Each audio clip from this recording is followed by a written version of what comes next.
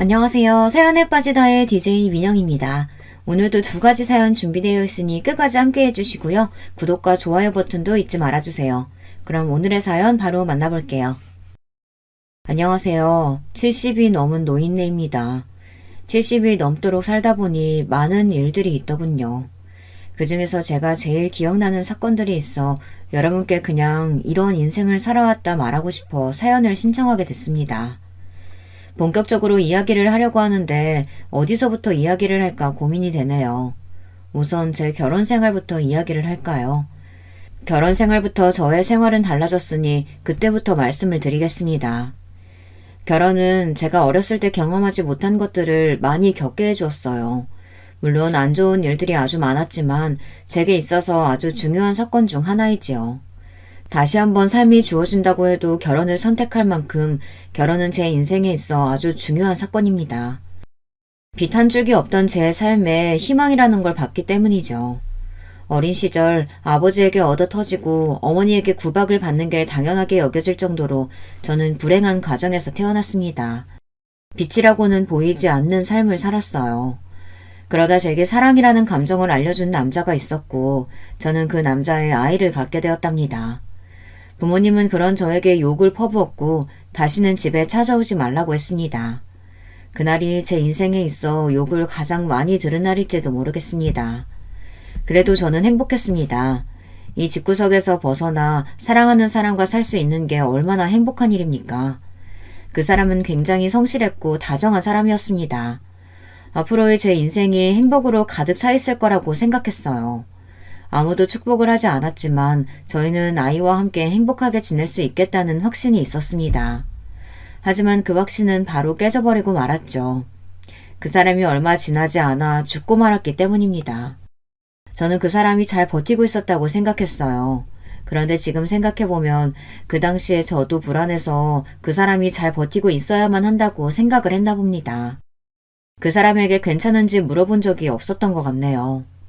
그 사람이 떠난 이유는 다름 아닌 사기 때문이었습니다. 다 같이 잘 살고 싶은 마음에 투자를 했는데 그 사람이 사기꾼이었고 그 사람은 어떻게든 돈을 찾으려고 노력했지만 이미 없어진 돈 어디서 찾는가 말입니까? 결국 찾지 못하고 그 사람은 유서 한 장만 남겨두고 세상을 떠났습니다. 정말 절망적이었어요. 겨우 밝혀둔 불이 꺼지고 말았죠. 그땐 저도 어렸고 딸도 어린 나이고 어떻게 해야 할지 몰랐습니다. 저는 살기 위해 발버둥을 쳤습니다. 심지어는 밤일도 해봤죠. 그러다가 이건 도저히 아닌 것 같다는 생각에 다시 친정집으로 가서 무릎을 꿇고 싹싹 빌었습니다. 한 번만 봐달라고 용서를 구했어요. 그때는 정말 누구에게 말할 수 없을 정도로 서러웠습니다. 하지만 후회는 하지 않았어요. 딸이 있었기 때문에 어떻게든 살아보겠다고 발버둥을 쳤습니다. 사랑하는 사람을 잃은 건 정말 큰 슬픔이지만 딸과 함께 죽을 수는 없었습니다. 혼자였다면 저도 그 사람을 따라갔을 거예요. 그만큼 절망적이었거든요. 하지만 제겐 딸이 있으니 그럴 수 없었죠. 제가 빛 한 줄기 없던 삶에 희망이라는 걸 봤다고 했었잖아요. 그 희망이 바로 딸이었습니다. 딸은 제게 그 누구보다도 더 소중한 존재가 되었기 때문입니다. 딸이 있어서 제 삶이 시작되었고 딸이 있어서 돈을 벌게 되었으니까요. 다행히 한동안 친정집에서 지낼 수 있었습니다. 이상하게도 부모님은 더는 제게 면박을 주지 않으시더라고요.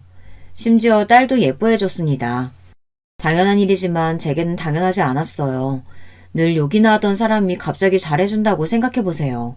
이 사람이 뭘 잘못 먹었나 무슨 일을 벌였나 생각이 들지 않겠습니까? 그래서 저는 의심을 할 수밖에 없었습니다. 그런데 역시 부모님이 저와 딸에게 잘해주는 이유가 다 있었습니다. 저를 다른 곳에 팔았기 때문에 제게 잘해준 것이었습니다. 그렇게 저는 두 번째 결혼 생활을 하게 되었죠. 처음에 저는 애딸린 아줌마와 누가 결혼을 하나 했는데 몸이 불편하고 나이가 꽉 찬 남자였습니다. 계속 어린 여자만 고집해 결혼때를 놓쳤다고 했어요. 하지만 어느 여자가 나이 많은 그것도 몸이 불편한 남자를 만나겠습니까? 여러분이라면 만나겠어요? 그래서 시댁 부모님은 하자 있는 젊은 여자를 찾던 중 저를 찾았고 아이 하나 정도면 자기들이 얼마든 받아들일 수 있다고 해서 팔려가게 되었던 것이었습니다. 제게는 어떤 선택지도 없었어요. 처음에 그래도 좋은 사람일지도 모른다는 기대를 했습니다. 하지만 그런 기대조차 시간 낭비였어요. 솔직히 말하면 저는 이 집에 아들을 낳으러 온 가정부나 마찬가지였습니다. 저는 가서 홀대란 홀대는 다 받았어요. 그리고 남편이란 작자는 어찌나 성격이 고약하던지 몸이 불편하다고 약자라는 말, 저는 그 말을 가장 싫어합니다. 몸이 불편하다고 해서 정신마저 불편한 건 아니지 않습니까?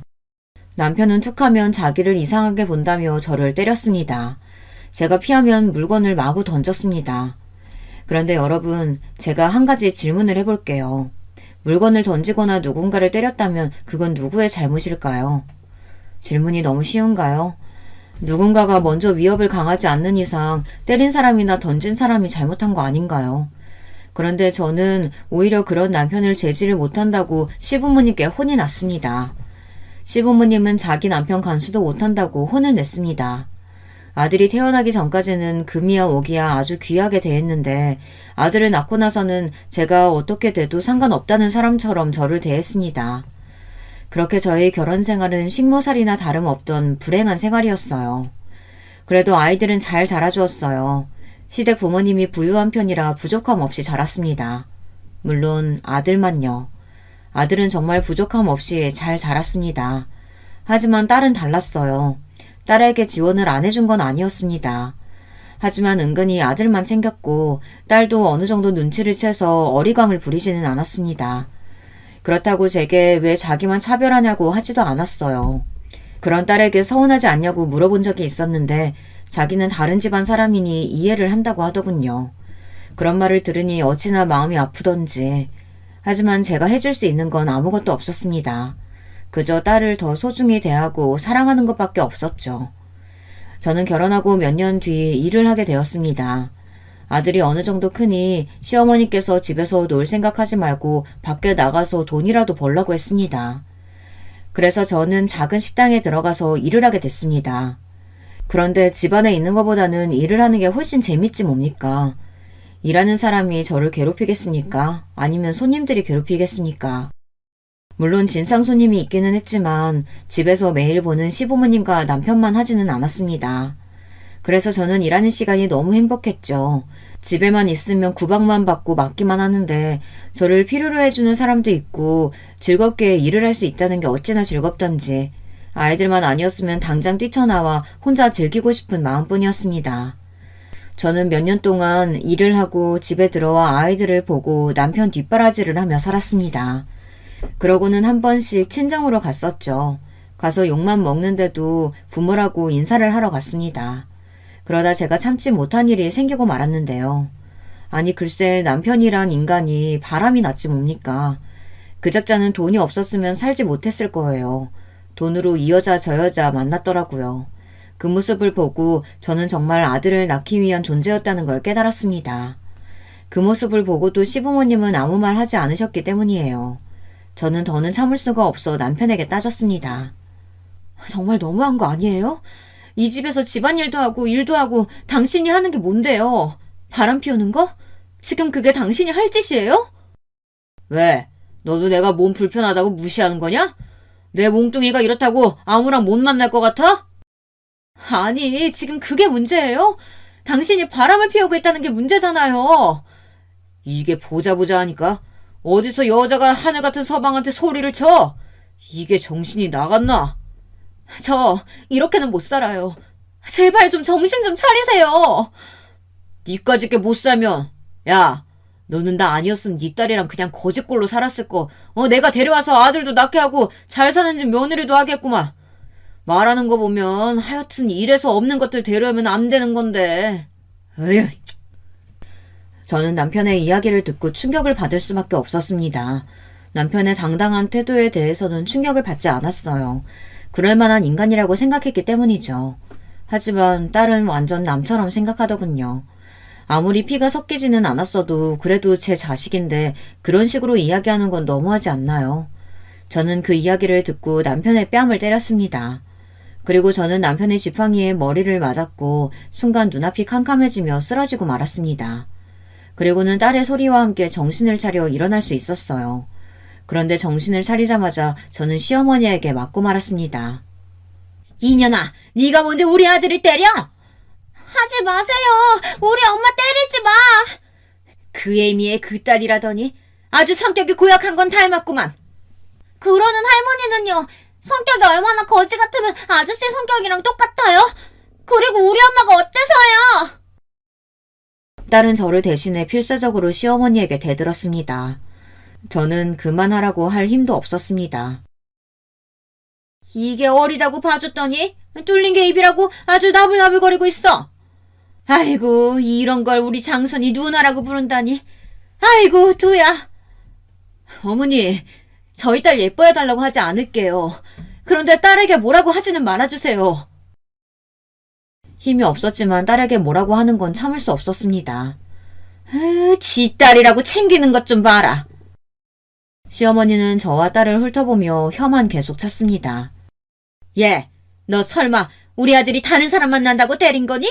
너 그런 거야? 저는 아무 말도 못했습니다. 아니, 당연한 말을 왜 해야 하는지도 몰랐죠. 너는 말도 못해, 이년아? 안사람이 얼마나 못했으면 다른 여자를 만났겠어? 나는 말이다, 안사람 도리는 다 했어. 그래서 우리 집 양반이 어디 바깥으로 나돌지도 않고 집에만 있잖니? 너는 네 잘못도 모르고 지금 우리 집안 귀한 아들 때린 거니? 참 어이가 없어서. 그럴 거면 나가! 이 집에서 나가라고! 쟤랑 같이 손잡고 나가면 되겠네. 그리고 사돈네는 가봤자 너 반기지도 않으실 게다. 이미 한번 나갈 딸이라고 처음부터 막 굴려도 된다고 하는 부모가 도대체 어디 있니? 아휴, 결혼만 잘 됐으면 내가 이런 집안 받지도 않는 건데. 시어머니의 말이 놀랍지는 않았습니다. 부모님이 그런 소리를 했다는 것도, 남편이 바람을 피운 게 제 탓이라는 것도 시어머니가 늘 하시던 말이라 아무렇지도 않았어요. 그래서 저는 집을 나가기로 결심했습니다. 이런 집이면 나가는 게 저에게도 도움이 되겠죠. 하지만 제가 나갈 수 없는 한 가지가 있었습니다. 이 집에서 가장 중요한 게 뭐가 있겠습니까? 아니, 제 인생에 있어서요. 딸과 아들, 제 자식들입니다. 시부모님과 남편에게 딸이 중요할까요? 없어도 그만인 사람들이 뭐가 아쉬워서 딸을 중요하게 생각하겠습니까? 하지만 아들은 다르죠. 제가 나간다고 하니 그럼 딸과 함께 나가라고 하더군요. 그래서 제가 4배 아파 낳은 자식은 아들도 있으니 아들과 함께 나가겠다고 했습니다. 제 배 아파 낳았으니 아들도 같이 데리고 나갈 거예요. 엄마 없이 어떻게 애를 키워요? 따라가면 당장 애 밥은, 애가 하고 싶어 하는 건, 애 환경은 우리 손자가 그렇게 사는 꼴을 못 본다. 그리고 우리가 얼마나 손자한테 잘해줬는데 그럼 우리 자식이지? 솔직히 너도 우리 아들 아니었으면 아들 보지도 못했을 거 아니냐? 애는 못 준다. 나갈 거면 조용히 둘이서 나가야지. 아무 잘못 없는 애를 왜 데리고 나가긴 데려가? 시어머니는 남편과 정말 똑같은 말을 하며 아이를 못 준다고 했습니다. 그냥 도망칠까 생각을 많이 했지만 저는 그럴 수 없었습니다. 차마 아들을 버리고 갈 수는 없었죠. 아무리 잘 산다고 해도 자식을 버리고 가는 사람이 그게 부모라고 할 수 있겠습니까? 결국은 상처만 받고 시댁에서 살 수밖에 없었습니다. 하지만 그날 이후 딸마저 냉대를 받았습니다. 엄마가 미안해. 엄마가 뭐가 미안해. 내가 할머니한테 대들어서 그런 건데. 난 괜찮아. 그럴수록 저는 딸을 더 아낄 수밖에 없었습니다. 그런데 이게 또 문제가 되더라고요. 아들이 왜 누나만 챙기냐고 하더라고요. 누나는 우리 가족도 아닌데 왜 챙겨? 왜 나만 미워해? 엄마는 왜 우리 가족이 아닌 사람한테 잘해주는 건데? 저는 아들의 말을 듣고 놀랐습니다. 아들 입에서 딸이 우리 가족이 아니라는 건 처음 들었기 때문입니다. 그리고 아들은 제 딸을 정말 잘 따랐기 때문에 그런 말을 할 거라고 상상도 하지 못했습니다. 하지만 이 이야기가 나왔다는 건 어디서 들었다는 거겠죠. 저는 아들에게 그런 소리를 어디서 들었냐고 물었습니다. 너 그런 말 어디서 들었어? 누나가 왜 우리 가족이 아니야? 누나도 우리 가족이야. 내 딸, 내 아들 같은 배에서 나왔는데 누가 가족이 아니래? 앞으로 그런 말 하는 거 아니야. 그리고 누가 미워해? 우리 아들이 세상에서 제일 좋은데. 이상하다. 할머니가 그랬는데. 그럼 할머니가 거짓말한 거야? 저는 아들에게 어떻게 이야기를 해줘야 하나 고민을 많이 했습니다. 아빠가 다르다는 걸 어떻게 이야기를 할지 모르겠더라고요.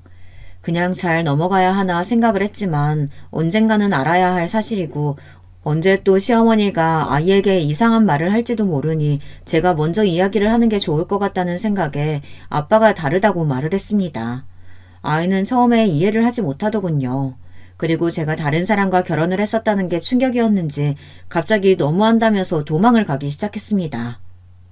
엄마 너무해. 어떻게 다른 사람을 만날 수가 있어?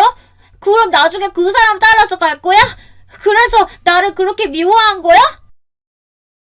아이가 어찌나 빨리 뛰던지 집 밖으로 뛰쳐나가는 아이를 잡기 위해 저도 힘껏 뛰었습니다. 그런데 제가 그 나이에 힘껏 뛸 일이 뭐가 있겠습니까? 그 어린아이의 체력을 따라갈 수 있겠어요? 당연히 못 따라갔죠. 저는 열심히 아이를 따라갔지만 따라잡을 수 없었습니다.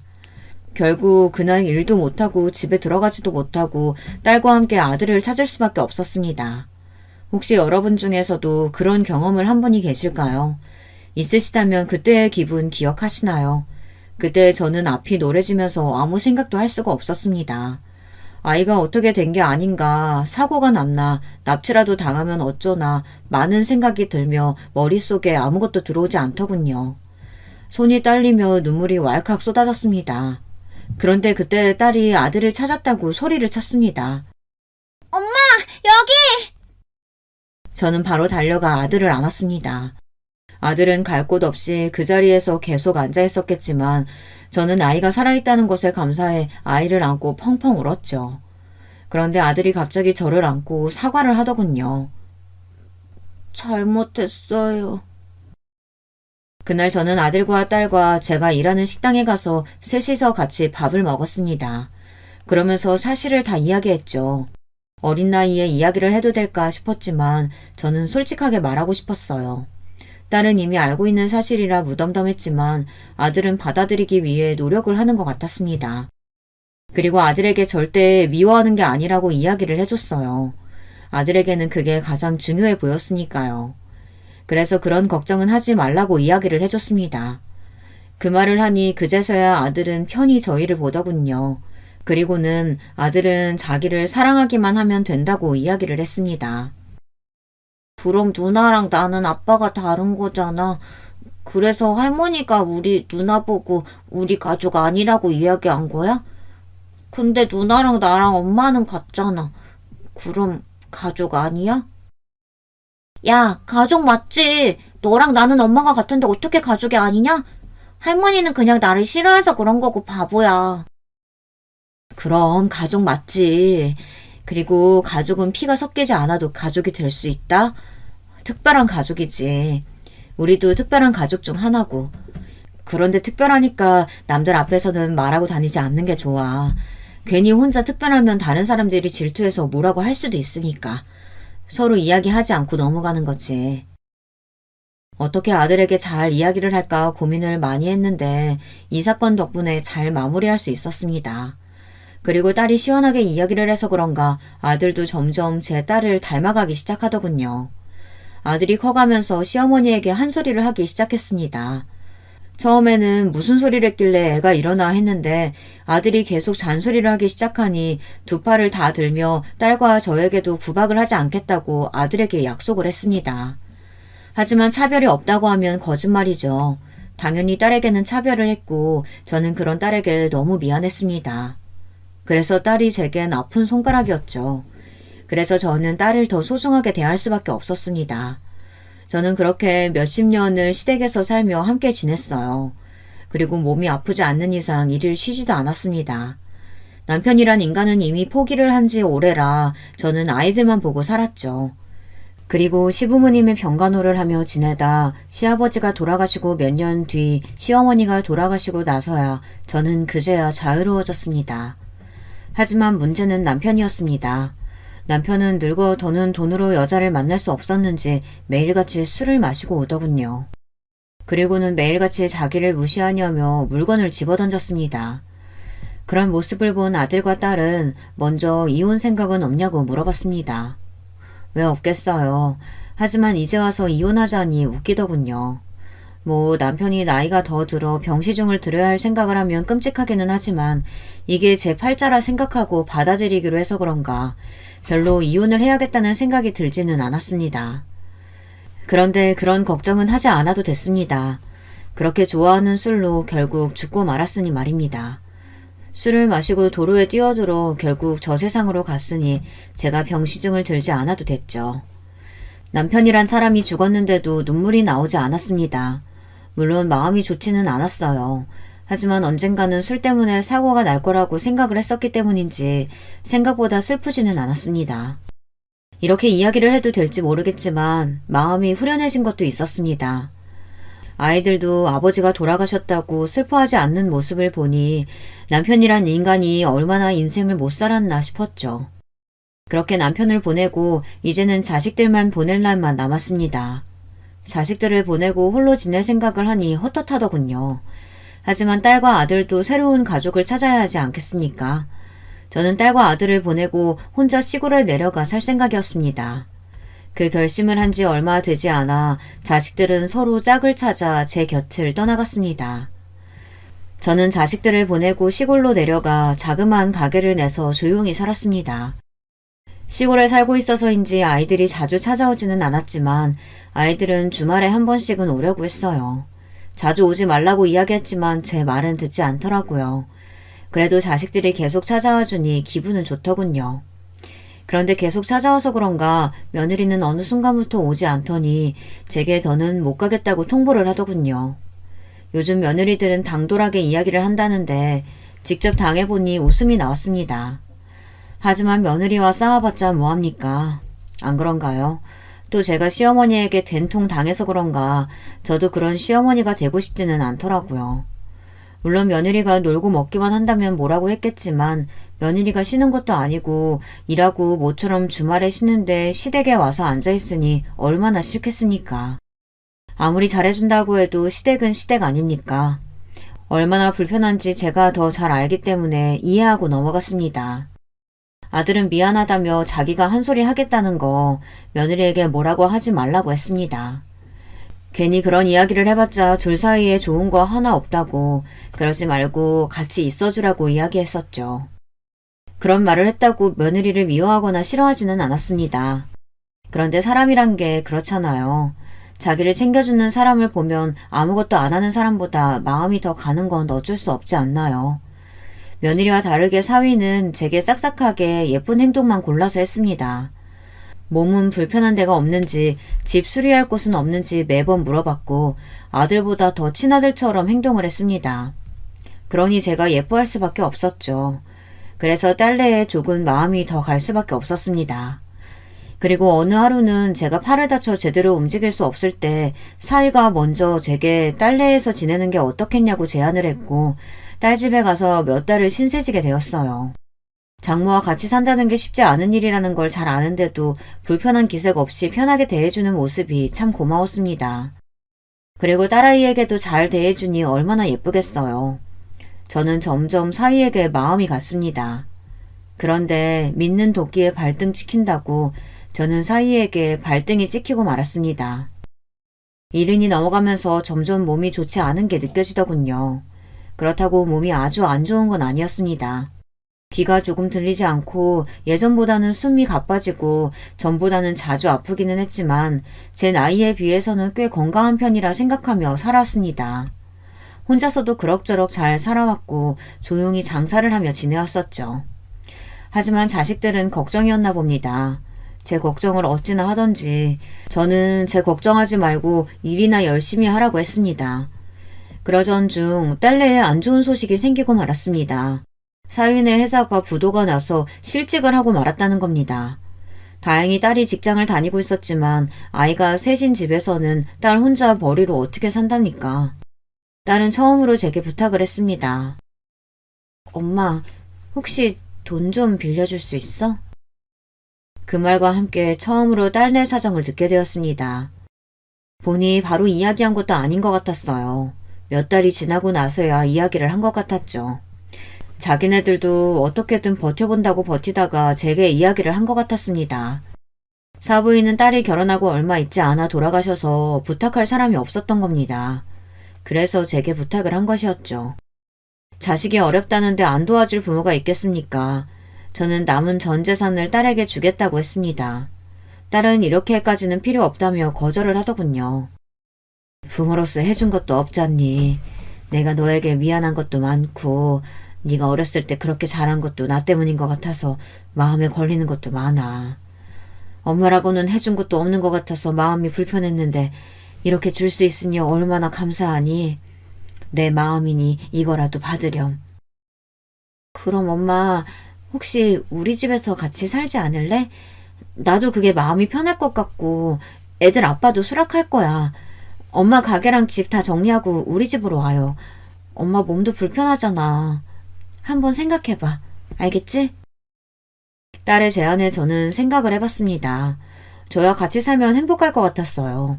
하지만 아무리 딸 집이라고 해도 제 집이 아니니 괜히 불편할 것 같아 고민이 많이 되었습니다. 한참을 고민을 하는데 사위에게 전화가 오더라고요. 장모님, 안사람한테 이야기 들었습니다. 언제든 저희 집에 오셔도 돼요. 말씀만 해주세요. 아니, 그래도 자네가 불편할 텐데. 저는 괜찮아요. 아이들이야 어머님을 워낙 좋아해서 별 문제 없을 거고. 저희 회사가 괜히 이렇게 돼서는. 그게 자네 탓인가? 어쩔 수 없는 일 탓하지 말고. 그래도 이렇게 전화 줘서 고마워. 아닙니다. 편하게 말씀해 주세요. 사위의 말에 저는 딸 집에서 지내기로 마음을 먹었습니다. 그렇게 저는 다짐을 하고 가게도 팔고 집도 팔고 전 재산을 딸에게 주었습니다. 제게 남은 거라고는 자그마한 돈밖에 없었지만 그래도 딸이 편하게 지낼 수 있다면 저는 좋았습니다. 오히려 저는 마음이 한결 가벼워졌어요. 그런데 어느 날 사위의 통화를 듣고 경악을 금치 못했습니다. 앞서 믿는 도끼에 발등 찍혔다고 했죠. 사위는 저를 요양원으로 보낼 생각을 하고 있었습니다. 여보세요? 거기 요양원이죠? 75세 할머니 들어갈 건데 서류가 어떤 게 필요할까요? 아니, 그렇게 착하던 사위가, 그것도 집으로 오라고 했던 사위가 요양원에 저를 버리려고 한다는 생각을 하니 충격을 받을 수밖에 없었습니다. 그렇지 않나요? 그 말 한마디로 그 전에 있었던 일들이 모두 거짓으로 느껴졌습니다. 믿었던 만큼 저는 배신감이 배로 들었죠. 나이를 먹고 모든 일에 초연해졌다고 생각했는데 아니었습니다. 제 딸을 위해서도 있었지만 사위를 살리겠다고 사위가 살아야 제 딸도 살 거라는 생각에 모든 전 재산을 준 것인데 돌아오는 건 결국 저를 요양원에 가둬두겠다는 거니 저는 어떻게 돌려줄까 생각을 했습니다. 이 나이 먹고 복수를 시작하게 된 것이죠. 사위는 제 돈으로 꽤 큰 가게를 차렸습니다. 매달 일을 시작하다 체면이 살지 않았는지 가게를 차렸더군요. 예전 같으면 응원을 해줬겠지만 사위의 한마디에 저는 이미 돌이킬 수 없는 상처를 받아 곱게 보이지가 않았습니다. 저는 이런저런 생각을 다 했어요. 복수를 해본 적이 없는 사람이 그것도 다 늙어서 복수를 한다는 게 쉽지 않은 일이라는 걸 알잖아요. 어떻게 저의 배신감을 표현해야 할지 머릿속이 복잡했습니다. 5만 가지 생각이 다 들었어요. 첫 번째, 딸에게 당장 달려가서 이야기를 한다. 두 번째, 가게로 찾아가 없는 소문을 만들어 장사를 망하게 한다. 세 번째, 일부러 사위를 나쁜 놈으로 만들어 딸과 헤어지게 만든다. 네 번째, 사위 뒷조사를 해서 약점을 잡아낸다. 이 밖에도 다양한 방법들이 있었습니다. 하지만 사위의 장사를 망치는 건 딸도 힘들어할 것 같으니 할 수 없는 일이라고 생각했고 바람을 피우게 해서 나쁜 놈으로 만들어 헤어지게 만들자니 이건 딸과 손주들이 슬퍼할 것 같고 뒷조사를 해서 약점을 잡아낸다 한들 어떻게 이용을 할 것인지 모르겠는 겁니다. 결국 저는 나머지 방법을 쓰기로 했습니다. 다행히 아이들은 학교에 가서 집에 없었고 딸도 회사에 가서 집에 없어 사위와 둘이 있는 시간은 많았습니다. 사위의 출근 시간은 조금 늦은 시간이라 같이 있는 시간이 많았죠. 이서방, 이리 좀 올 수 있나? 네, 장모님. 내가 몸이 불편해서 그런데 부축 좀 해줄 수 있을까? 갑자기 허리가 너무 아파서. 네, 당연하죠. 사위는 언제나처럼 친절하게 저를 대해줬습니다. 이서방. 네, 장모님. 아이고, 미안하네. 방에 들어가고 싶어서. 괜찮지? 아유, 그럼요. 고마워. 우리 이서방밖에 없어. 아닙니다. 또 필요한 거 있으시면 말씀해 주세요. 그래, 그래. 저는 수없이 사위를 불렀습니다. 이서방, 이서방. 네, 장모님. 미안한데 혹시 집에 시금치가 있나? 갑자기 애들이 시금치 나물이 먹고 싶다고 한 게 기억나서. 제가 한번 찾아볼게요. 그래, 그래. 고마워. 장모님, 시금치는 없는 것 같은데요? 아이고, 어쩌나. 오늘 해달라고 한 것 같은데. 내가 갔다 와야 하나? 제가 갔다 올게요. 그래? 자네가 갔다 오면 나야 고맙지. 그럼 조심히 다녀오고. 저는 그렇게 사위를 부려먹었습니다. 이서방! 네, 장모님. 사위는 조금 지쳐가는 게 보이기 시작했습니다. 시금치 간이 맞는지 좀 봐줄 수 있나? 네, 물론이죠. 일부러 소금을 팍팍 넣어서 시금치는 매우 짠 상태였습니다. 장모님, 이거 좀... 왜, 입에 안 맞아? 저는 일부러 간을 별로 하지 않는 시금치를 먹었습니다. 이상하네. 괜찮은데? 내 입맛이 이상한가? 그리고는 다시 엄청 짠 시금치를 사위 입에 넣어줬습니다. 사위는 그제야 너무 짜다고 이야기했고 다시 간이 맞는 시금치를 주니 그제야 간이 맞다고 했습니다. 이렇게 저는 사소한 걸로 사위를 괴롭혔습니다. 그런데 그거 아시죠? 사소한 게 결국 터지게 되면 걷잡을 수 없이 스트레스를 받는 거. 저는 사위가 저로 인해 힘들어지길 원했습니다. 그래서 매번 혼자 있을 때 사위에게 시켰고 매번 조금씩 사고를 쳤습니다. 그럴 때마다 사위의 표정은 점점 어두워지고 있었죠. 저는 느낄 수 있었습니다. 사위가 점점 힘들어하고 있다는 걸요. 하지만 단 한 번도 제게 짜증을 낸 적이 없었습니다. 그것도 참 대단하지 않나요? 짜증 낼 법도 한데 짜증 내지 않고 제 요구를 들어주니 대단하다고 생각을 했습니다. 하지만 그 발언이 너무 괘씸해서 참아줄 수는 없었어요. 그래서 계속 사위를 못살게 굴었습니다. 집안에서도 괴롭혔지만 밖에서도 괴롭히기 시작했답니다. 친구들과 함께 사위 식당에 가서 밥을 먹고 계산을 하지 않고 나왔죠. 당연히 사위라면 돈을 받지 않을 거라고 생각했고 아니나 다를까 장모님이 왜 계산을 하냐며 말리더군요. 그 이후로도 저는 종종 친구들을 데리고 사위 식당으로 갔습니다. 물론 계산을 하지 않고요. 시간이 지나면 지날수록 사위의 표정은 좋지 못했습니다. 그리고 중간중간 제가 이것저것 막 시키기까지 했고요. 사위는 더는 참기 힘들었나 봅니다. 결국 터질 대로 터진 모양입니다. 결국 사위가 딸에게 불만을 말하는 걸 들을 수 있었습니다. 여보, 장모님 너무 하시는 거 아니야? 그게 무슨 말이야? 아니, 요즘 따라 계속 나를 심부름꾼으로 쓰질 않나. 아니, 뭐 그건 그렇다 쳐. 그런데 계속 친구 데려와서는 우리 가게에서 밥 먹고 가잖아. 근데? 그게 문제가 돼? 아니, 장모님한테 돈 받기 애매해서 계산 안 해도 된다고 하니까 그 뒤로 계속 친구를 데려오시잖아. 그래서? 계산을 안 하는데 계속 오신다니까? 그럼 돈 달라고 해. 그리고 너는 엄마가 그렇게 도와줬는데 그거 하나 못 해줘? 아니, 그게 나도 계속 그러니까 부담스럽다고. 그럼 말해. 돈 달라고. 그럼 됐네.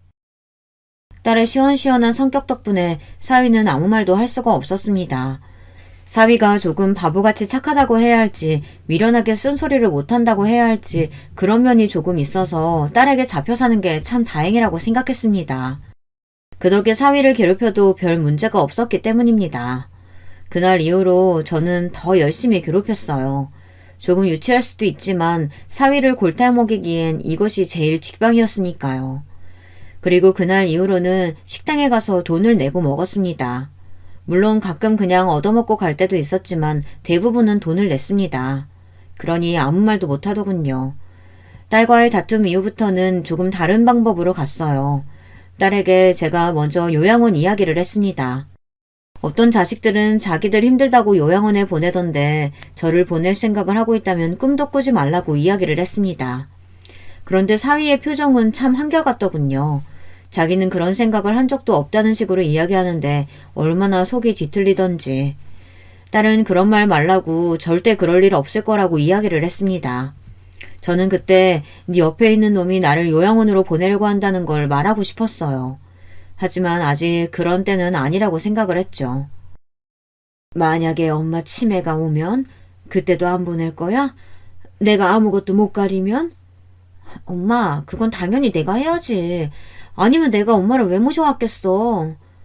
이서방이 힘들잖아. 엄마, 이 사람이 뭐가 힘들다고. 내가 다 할 건데. 그리고 엄마가 그렇게 다 내어줬는데 그거 안에 못 해줄까봐? 이 사람 그런 사람 아닌 거 알잖아. 그렇지, 여보? 딸은 사위를 정말 많이 믿는 눈치였습니다. 하지만 그러면 그럴수록 사위의 표정은 좋아지지 않았습니다. 그리고 저는 본격적으로 사위를 못살게 굴기 시작했습니다. 사위에게는 심부름을 시켰고 맞게 가져온 걸 내가 언제 이걸 시켰냐며 시치미를 떼었습니다.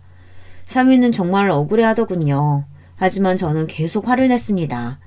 그게 반복되고 나니 사위도 참지 못했나 봅니다. 몇 달이 지나고서야 제게 화를 낸 겁니다. 장모님, 정말 너무하시는 거 아닙니까? 내가 뭘? 아니, 매번 장모님이 사오라는 거 사왔는데 아니라고 하시고, 제가 그래서 메모하고 몇 번 확인하고 가도 그럴 일 없다면서 화를 내고 우기시고, 장모님 혹시 치매 오신 거 아니세요? 치매? 자네 미쳤어? 치매라고? 왜? 치매 오면 뭐? 요양원에 보내게?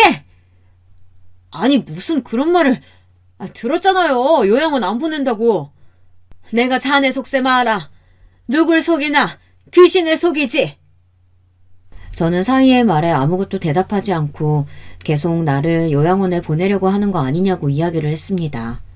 사위는 저와 더는 말이 안 통할 것 같았는지 대화를 끝내더군요. 그날 이후 저는 치매 검사를 하러 갔습니다. 하지만 치매일 리가 없죠. 사위는 계속 답답하다며 제게 이야기를 했습니다. 그리고 화를 낸 이후로는 참지도 않더군요. 그 모습을 보고 딸이 또 뭐라고 했습니다. 당신 요즘 엄마한테 너무 막 하는 거 아니야? 나도 참을 만큼 참았어.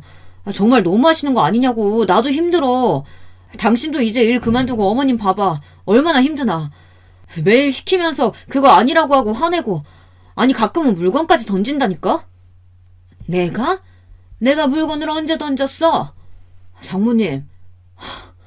또 왜 매번 저를 이상한 사람으로 만들어요? 저 그럼 할 말 없어요. 장모님 도대체 저한테 왜 그러세요? 사위가 정말 답답했나 봅니다. 딸 앞에서는 한 번도 제게 큰 소리로 화를 낸 적이 없었는데 화를 내니 말입니다. 당신 일부러 그러는 거 아니지? 엄마 돌보는 거 그렇게 힘들어? 그래서 일부러 그러는 거야? 치매 검사도 받을 때 아무 이상 없었잖아. 당신 요즘 많이 피곤한 건 아니지? 제가 시치미를 떼자 오히려 딸은 사위 걱정을 했습니다. 제가 절대 그럴 일이 없을 거라고 생각했기 때문이죠. 딸이 그러면 그럴수록 사위는 더 답답해했습니다. 그럴수록 저는 점점 속이 시원해지기 시작했습니다. 제가 유일하게 할 수 있는 방법이 통하고 있다는 생각에 재미도 있었어요. 다 늙어서 이게 무슨 일인가 싶기도 했지만요. 그런데 결국 터질 게 터지고 말았습니다. 저의 행동에 사위는 참지 못하고 딸에게 이렇게는 못 살겠다며 집을 나가고 말았습니다.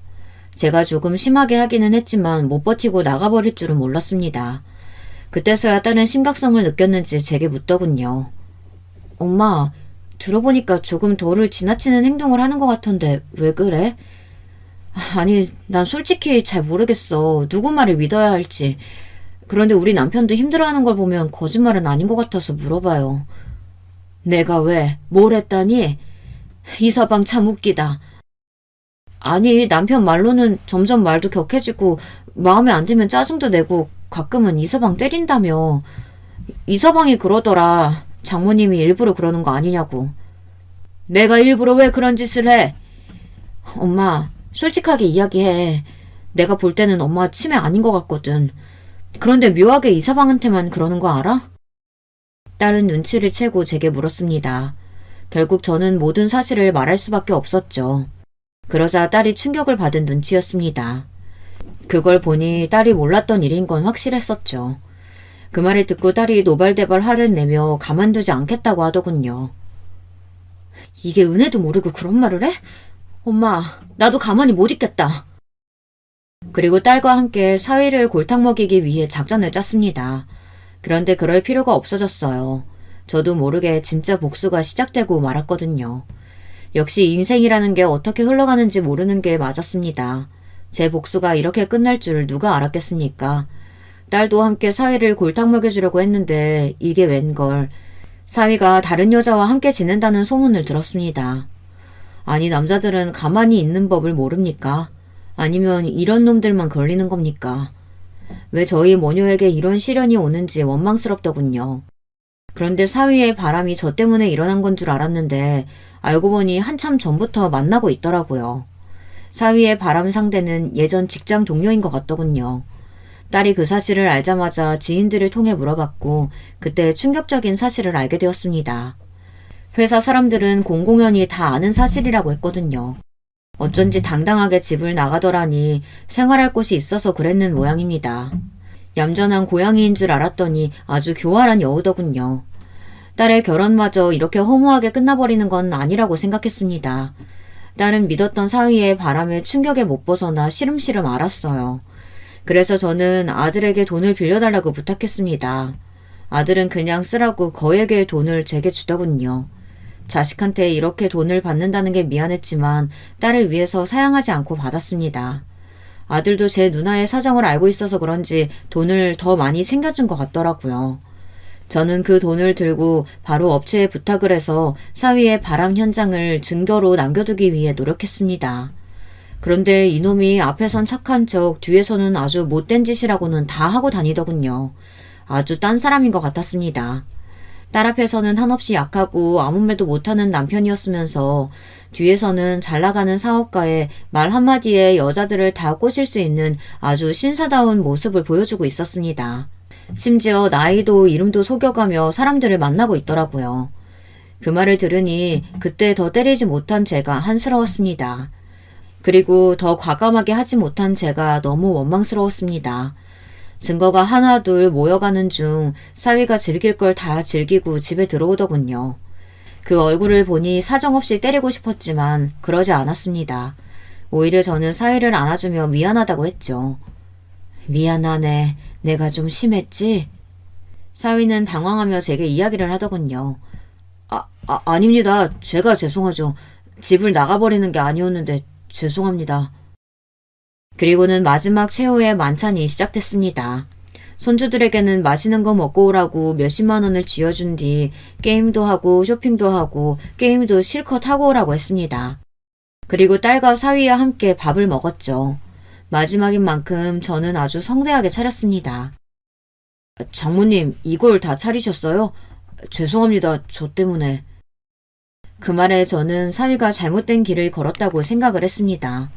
얼굴도 되지 연기도 되지 탑배우 못지않은 실력을 가지고 있는데 왜 그 길로 가지 않았나 의문이 들더군요. 사위는 밥을 아주 맛있게 먹었습니다. 사위가 국을 먹으려고 고개를 숙일 때 이때다 싶어 있는 힘껏 뒤통수를 때렸습니다. 장모님 왜 그러세요? 왜 그러세요? 이 자식이 몰라서 물어? 아니 갑자기 때리는 사람이 알지 맞는 사람이 어떻게 알아요? 그리고 딸이 사위의 뺨을 때렸습니다. 당신 미쳤어? 그리고 사위가 딸을 치려는 거 앞에 있는 시금치 한 주먹을 잡아 던졌습니다. 아니 둘 다 지금 뭐 하는 거야? 장모님 이제 그냥 막 나가겠다는 거예요? 그리고 당신은 뭔데 날 때려? 뭔데 때리냐고? 이 미친놈아 너는 뭔데 바람을 피우고도 그렇게 당당한 거니? 왜? 나는 모를 줄 알았어? 엄마 아니었으면 내가 평생 몰랐겠다. 그치? 네가 집 나가고 나서 주변 사람들한테 어디서 뭐 하는지 물어봤어. 근데 당신 인생 잘못 살았더라. 그거 알아? 당신 친구들, 회사 동료들이 다 이야기해주던데? 그러게 철저하게 착하게 지냈어야지. 사람들도 당신 행동에 학을 뗐더라고. 내가 언제 바람을 피웠다고 그래? 에휴, 이 썩을 놈아. 증거 여기 있다. 그러고는 분이 안 풀려서 사위를 한 대 더 때렸습니다. 사위는 모든 증거를 보자마자 얼어붙어서는 바로 잘못했다고 꼬리를 내렸습니다. 당신, 그리고 엄마 요양원에 보내려고 했다면서? 왜? 받을 돈 다 받았으니 이제 노인네 필요 없어져서 버리려고 했어? 사위는 순간 놀라며 저를 찾아봤습니다. 아무 말도 못하고 그저 잘못했다고 빌고 있었죠. 하지만 용서가 됩니까? 저희는 끝까지 용서를 하지 못했습니다. 바로 쫓아냈어요. 사위는 빈털터리로 쫓겨나고 말았죠. 불쌍하지도 않았습니다. 계속 한 번만 봐달라고 하는데 얼마나 꼴사납던지. 그 와중에 사위는 자기를 예뻐하지 않았냐고 한 번만 봐달라고 이야기를 하더군요. 자업자득 아닌가요? 사위가 그런 저를 요양원으로 보낼 계획만 세우지 않았다면 저는 계속 사위를 예뻐했을 겁니다. 안 그런가요? 그리고 솔직히 누가 딸의 결혼을 망치고 싶겠습니까? 복수라고 해봤자 그냥 노인네의 한풀이 정도로 끝을 내려고 했지 자기가 잘못해서 이렇게 끝난 거 아닙니까? 결국 사위는 아무것도 갖지 못하고 쫓겨나고 말았죠. 친구도 돈도 직장도 자식도 모두 잃은 채 쫓겨났습니다. 어쩌다 보니 완벽한 복수를 하고 말았죠. 딸은 그 사건 이후로 회사를 그만두고 사위가 하던 가게를 그대로 받아 이어갔습니다. 딸은 오히려 속이 편하다고 말하더라고요. 제가 그렇게 하지 않았더라면 사위가 나가지도 않았을 거고 그럼 이렇게까지 되지 않았을 테지만 그래도 속지 않고 사랑스러운 저희 가족끼리 살 수 있다는 게 다행이었습니다. 어쨌든 사위 덕에 사랑하는 딸과 손주와 살고 있으니 그거 하나는 고맙다고 말하고 싶네요. 덕분에 저는 행복하게 살고 있습니다. 여러분도 혹시 의도치 않게 누군가에게 복수를 한 적 있으실까요?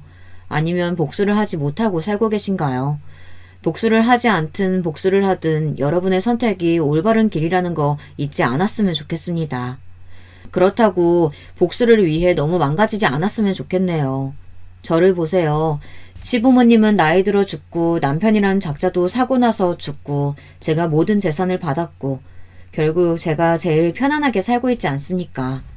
그리고 사위도 보세요. 제가 불을 켜고 아등바등 복수를 하려고 했다면 사위는 일찍 알아차리고 이렇게까지 나락으로 떨어지지 않았을 겁니다. 분명 잘못 살고 있는 사람들은 결국 벌을 받게 되어 있는 것 같습니다. 죽어서라도 받을 거라고 생각해요. 물론 제가 편히 살 수 있기 때문에 이런 소리도 하는 거겠죠.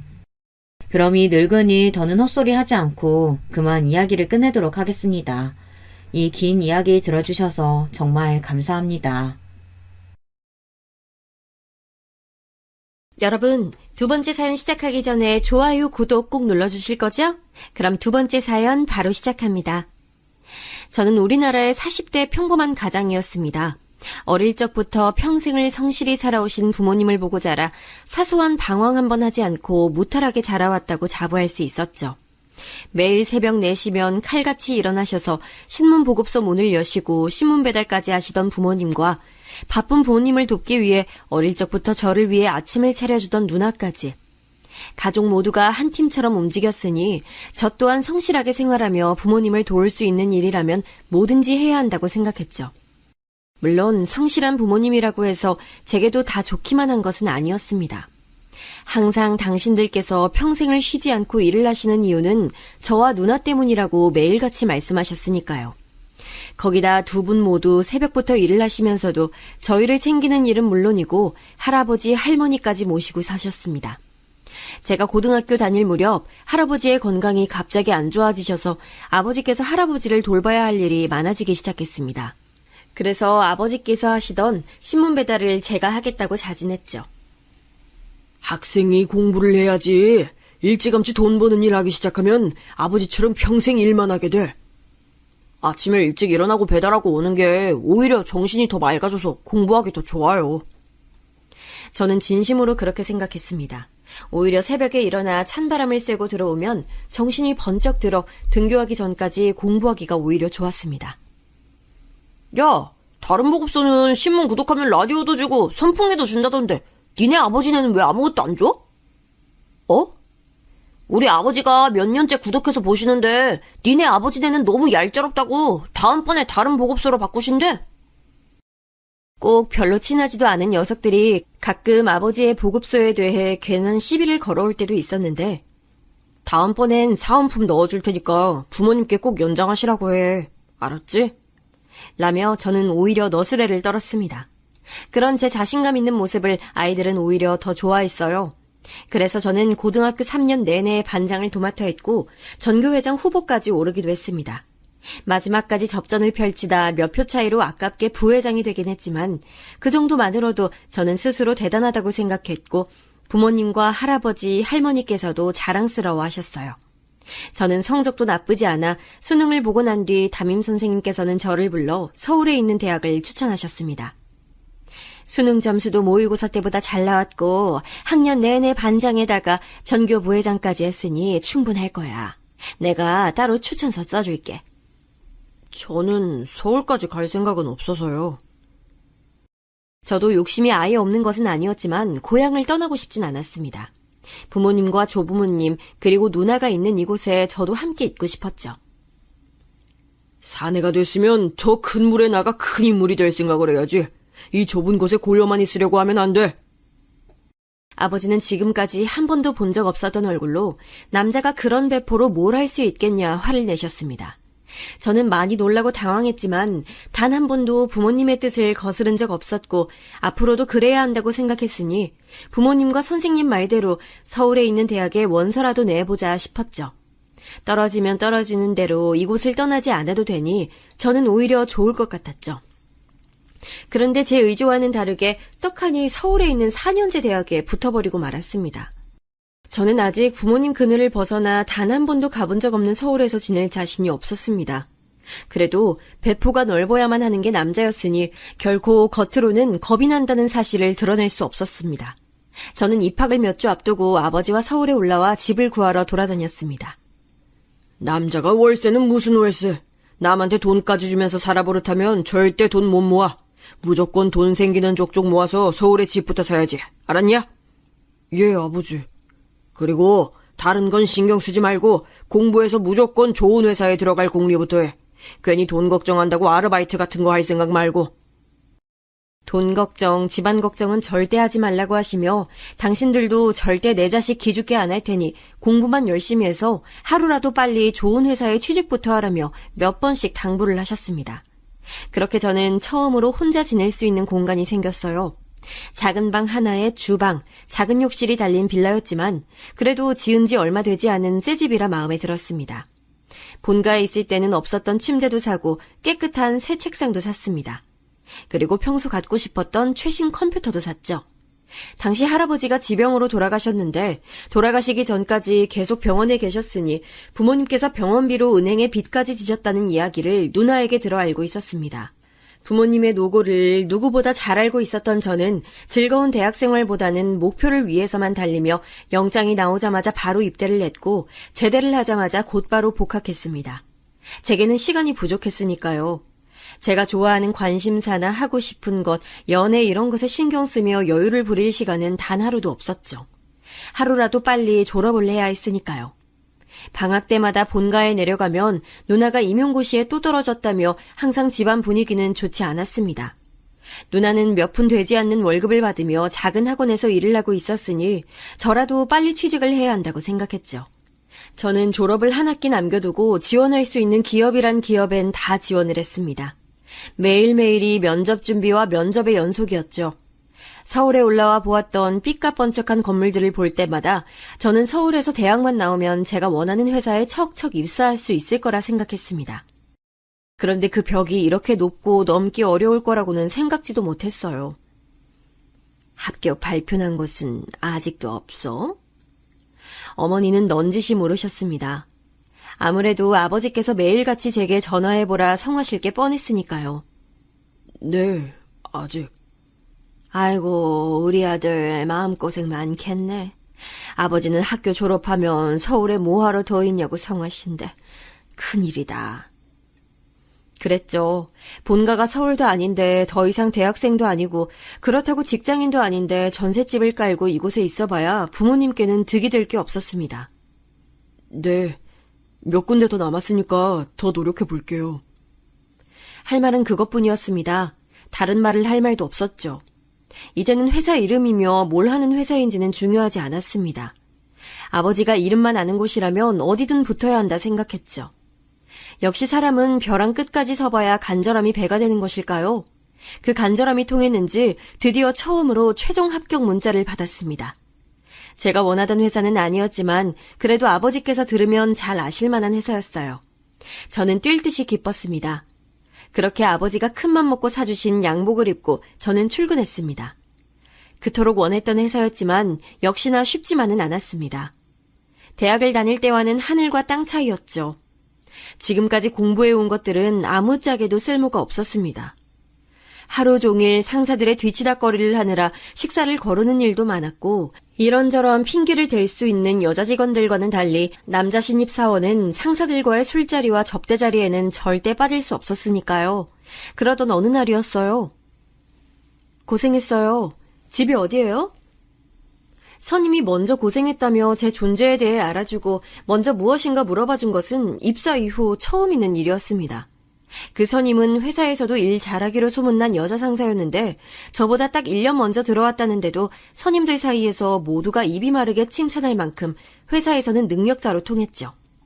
외모도 훌륭한데 명문대 출신이었고 들고 다니고 입는 것마다 모두 다 명품에 고등학교도 강남 8학군에서 나왔다며 소문만 무성했었는데 직접 마주친 것은 처음이었습니다. 마침 가는 방향이 같아 능력자 선배와 저는 함께 택시를 탔죠. 나 신입 때는 술자리는 거의 없었는데 올해는 되게 자주 생기네요. 아, 그런 거예요? 저는 회사원들은 원래 다 이렇게 매일 마셔대는 줄 알았어요. 별말하지 않았는데 선임은 뭐가 그렇게 재밌는지 제 말에 빵 터져서는 자꾸 웃더라고요. 저는 제가 뭘 실수했나 싶어 물었는데 선임은 본인도 회사원이면서 회사원이라고 말하는 게 너무 웃기다며 웃음을 멈추질 않았습니다. 저는 머쓱해서 괜히 머리만 긁적거렸죠. 그러고는 어느 학교를 나왔는지 회사 생활은 어떤지 동기 중 누구와 제일 친한지 쉬지 않고 제게 질문을 하더라고요. 다른 선임이 그랬다면 왠지 불편했을 수도 있었을 것 같았는데 능력자 선배는 굉장히 자연스럽게 편하게 얘기를 이끌어주어서 뭔가 전부터 알던 친구와 얘기를 나누는 것 같았습니다. 나이도 동갑인데 둘이 있을 땐 우리 편하게 지내요. 친구처럼. 능력자 선배도 저와 같은 마음이었는지 먼저 친하게 지내자 얘기를 해주더라고요. 저야 당연히 싫지 않았죠. 회사 내에서 퀸카로 유명한 여자 선임과 사적으로 친구라니요. 제가 좀 앞서가는 것일 수도 있었지만 어쩐지 능력자 선배의 질문들에 나름 제가 잘 대답을 했나 싶어 약간 우쭐해지기도 했습니다. 그러다 결정적으로 능력자 선배와 아주 가까워진 계기가 있었습니다. 회사 내에 체육대회가 있어서 함께 준비물과 도시락 예약을 하기 위해 함께 외출을 나간 적이 있었는데 도시락 가게와 사무용품들이 즐비한 골목을 돌아다니며 함께 다니다 보니 이상하게도 묘한 기분이 들었습니다.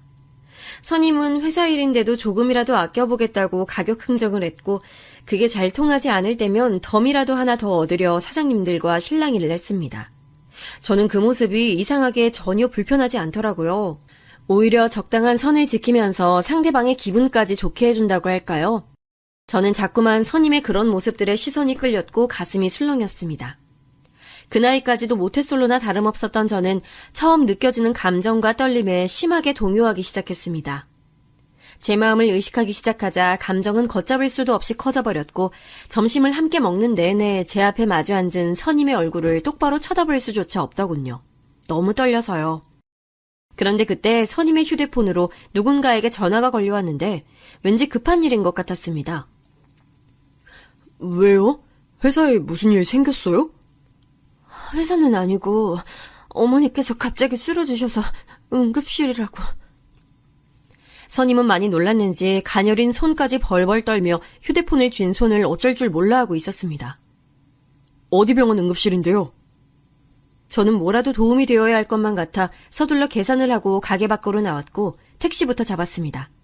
그리고 놀란 선임의 어깨를 부축하며 택시 뒷좌석에 함께 올라탔죠.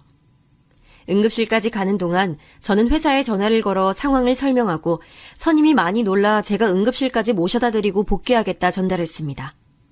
응급실에 도착해 선임의 어머님께서 계시다는 병실로 달려갔는데 다행히도 큰일은 아니었고 어머님께서 원래도 당뇨가 있어 어지럼증이 좀 있으셨는데 하루 종일 일이 바빠 식사도 못하시고 잠깐 바람을 쐬러 밖에 나왔다가 순간 쨍한 햇빛에 머리가 핑 돌며 바닥에 주저앉아 버리셨다는 것이었습니다. 선임은 그제야 좀 긴장이 풀렸는지 그 큰 눈으로 눈물을 펑펑 쏟아냈습니다. 엄마는 왜 밥을 안 먹고 이래? 어머니의 품에 안겨 제발 건강 좀 챙기라며 울먹이는 선임의 모습이 안쓰러우면서도 어머니를 걱정하는 모습이 예뻐 보였습니다. 그때 깨달았죠. 제가 우리 회사 킨카인 능력자 선배에게 빠져도 아주 단단히 빠졌다는 사실을요. 그래도 저만 하시길 다행이네요. 그러게요. 오늘 너무 고마웠어요. 아까 식당에서 나 혼자 있었음 아무것도 못하고 울고만 있었을 거예요. 저는 제가 한 것도 없는데 선임이 자꾸만 고맙다고 말하는 게 괜히 쑥스러워서 저희 할머니께서도 당뇨가 심하신데 끼니를 거르거나 두통이 있을 때 외출하는 건 삼가야 한다며 어머니께도 꼭 알려드리라면서 선임의 눈도 제대로 마주치질 못한 채 횡설수설 말했습니다. 그러자 선임은 저와 함께 있으면 왠지 마음이 편하다면서 병실 앞에 앉아 이런저런 얘기들을 함께 나눴습니다. 선임은 어릴 때 아버지가 갑작스레 사고로 돌아가셔서 그때부터 어머니가 혼자 힘으로 자신을 키워주셨다는 얘기부터 최근 들어 어머니 건강이 자꾸만 나빠지시는 것 같아 걱정이 된다는 얘기까지 제게 해줬습니다. 저는 어쩐지 기분이 좋았습니다. 회사에서는 다들 잘 알지도 못하면서 선임의 겉모습만 보고 고생 한번 안 해보고 좋은 집안에서 공부만 하며 커온 요조숙녀로들 알고 있었지만 저는 선임의 진짜 모습을 알게 된 것 같아서요. 그날 이후 저와 선임은 급속도로 가까워졌습니다. 회사에서뿐만이 아니라 퇴근 후에도 만나 함께 저녁을 먹기도 했고 쉬는 날은 함께 영화를 보기도 했습니다. 저희는 언젠가부터 자연스레 서로에게 말을 놓았고 이름을 부르기도 했습니다. 그렇게 점점 더 가까워지자 자연스레 연인으로 발전이 됐죠. 그렇게 시간이 흘러 이제는 여자친구가 된 선임은 대리로 승진을 했고 저는 얼마 전에 적금이 만기돼 이사를 하게 됐습니다. 아직 전세이긴 했지만 그래도 회사와 거리도 더 가까워졌고 전에 살던 집보다 넓은 거실에 투룸이라 전보다 훨씬 널찍하니 좋았습니다. 시작은 부모님의 도움이 있었지만 그래도 30이 되기 전에 조금이나마 제 힘으로 뭔가 이뤄낸 것만 같아서 집에 들어올 때마다 뿌듯했죠. 여자친구와 저는 거의 매일 집에서 데이트를 했습니다. 여자친구도 매일 출퇴근에 야근도 많이 하다 보니 퇴근하면 자연스레 저희 집에서 함께 저녁을 먹곤 했죠. 제 맘 같아서는 주말에도 만나 놀러 다니고 데이트도 하고 싶었지만 여자친구는 항상 주말이면 집에서 쉬고 싶다고 했어요. 그리고 여자친구의 어머니께서 워낙 혼자 계신 걸 싫어하신다며 주말에는 항상 어머니와 함께 있어드리려고 하는 것 같더라고요. 엄마가 한번 보고 싶다고 같이 식사 자리 한번 하자고 하시는데 어때? 너무 좋지. 내가 어머니 맛있는 거 대접할게. 아니야. 엄마가 집에서 맛있는 거 해준다고 했어. 여자친구와 연애를 하면 할수록 저는 점점 더 좋아졌습니다. 혼자 서울에 올라와 산 지도 10년 가까이 되다 보니 매일 혼자 밥을 먹고 혼자 아침에 눈을 뜨는 게 너무 외롭고 씁쓸했습니다. 안 그래도 저는 하루라도 빨리 여자친구와 함께 살고 싶다는 생각하며 결혼 생각이 간절했습니다. 그런데 여자친구가 먼저 어머님께 인사를 가자고 말해주니 너무 좋았습니다. 그렇게 저는 정식으로 처음 그녀의 집에 가게 됐습니다. 매일 집 앞 골목에서만 헤어지다 집 안까지 들어간 것은 처음이었죠. 저는 어머님이 좋아하신다는 과일과 케이크 그리고 제가 따로 미리 주문해 놓은 꽃다발까지 양손 가득 바리바리 들고 갔습니다. 어머니께서는 너무 밝은 얼굴로 저를 맞이해 주셨어요. 어머, 반가워요. 오랜만에 솜씨 좀 내봤는데 맛있나 모르겠네. 와, 다 너무 맛있을 것 같아요. 잘 먹겠습니다. 미리 차려두셨다는 상은 이미 상다리가 휘어질 듯 진수성찬이 차려져 있었습니다. 딸은 엄마의 음식 솜씨를 닮는다는데 여자친구의 실력도 기대될 정도로 어머니의 음식은 너무 훌륭했습니다. 부모님은 지방에 계시다고? 예, 고향에서 신문 배급소 하고 계세요. 배급소를 오래 하셨다고 들은 것 같은데 아직도 하고 계신 걸 보면 아직 경제적으로 많이 힘드신가? 아, 많이 힘드신 건 아니고요. 아버님이 오랫동안 한 가지 일만 성실히 해오셔서 그런지 할 수 있으면 계속 일을 하고 싶어 하세요. 아직 누나도 결혼을 안 하기도 했고요. 성실하기만 하시면 되나? 재산을 좀 불리셔야지. 조모님도 모시고 산다고 들은 것 같은데 그럼 집이 좀 커야겠네. 가족들 모두 지금 하고 계신 배급소 건물에 살고 계세요. 어머? 배급소 건물이 아버님 거구나? 아, 예. 처음엔 꼬치꼬치 모르시는 게 귀한 딸내미 혹시나 괜한 남자 만나 고생할까 싶은 마음에 그러실 수 있겠다 싶으면서도 한편으로는 뭐 이런 것까지 모르실까 싶은 것도 있었습니다. 할머님의 연세나 그전에는 무슨 일을 하셨는지까지 어머니의 끝도 없이 이어진 질문 세례에 이것저것 정신없이 대답을 하다 보니 어느새 어머님과 여자친구는 과일과 커피를 준비하고 계셨습니다. 저는 기다리며 집을 둘러봤습니다. 여자친구의 집은 제가 서울에 처음 올라와 살던 전셋집과 비슷한 평수의 집이었어요. 방 하나에 작은 창고방 하나, 거실이라고 말하기에는 너무 주방과 가까운 그런 집이요. 일찍부터 혼자 되셨으니 평생을 혼자 일하시며 딸을 키우기가 쉽지 않으셨겠다는 생각에 여자친구가 저희 집에 올 때마다 했던 말이 떠오르더라고요. 나는 한 번도 제대로 된 내 방을 가져본 적이 없어. 제대로 된 내 방? 왜 있잖아. 침대, 책상, 화장대, 오롯이 내 물건만 있는 내 방. 어릴 때부터 사정이 좋지 않아 어머니와 단둘이 이 집 저 집을 이사 다니다 보니 항상 작은 집에서 어머니와 같은 방을 썼다는 얘기를 여자친구에게 종종 들어 알고는 있었지만 실제로 제 눈으로 직접 그 모습을 보고 나니 조금 속상한 마음이 들었죠. 그리고 꼭 돈을 열심히 모아 결혼을 하게 되면 제 아내가 된 여자친구를 위해 그녀가 좋아하는 것들로만 꾸민 방을 선물로 주고 싶다고 다짐했습니다. 제가 지금까지 살아오며 했던 많은 다짐들은 항상 이뤄지곤 했으니 이 또한 꼭 이룰 수 있을 거라고 생각했죠. 그런데 그날 과일과 커피를 마시며 여자친구와 어머님이 나눈 대화들이 시간이 흐를수록 조금씩 걱정되기 시작했습니다. 부모님이 다 지방에 계셔서 서울에 혼자 사는 아들 걱정이 많으시겠네. 예, 그래서 빨리 결혼하라고 성하세요. 어머, 그래? 부모님께서 아들 장가 보낼 준비를 다 해놓으셨나? 그때까지만 해도 원래 솔직하시고 유쾌하신 성격이시다 보니 딸 가진 어머님의 걱정이 섞인 농담 반 진담 반 하는 사소한 질문이라고 생각했습니다. 아버지께서도 요즘 여자들이 서울에 30평대 아파트 아니면 결혼을 안 하려고 한다더라 하시면서 농담하시긴 하셨어요.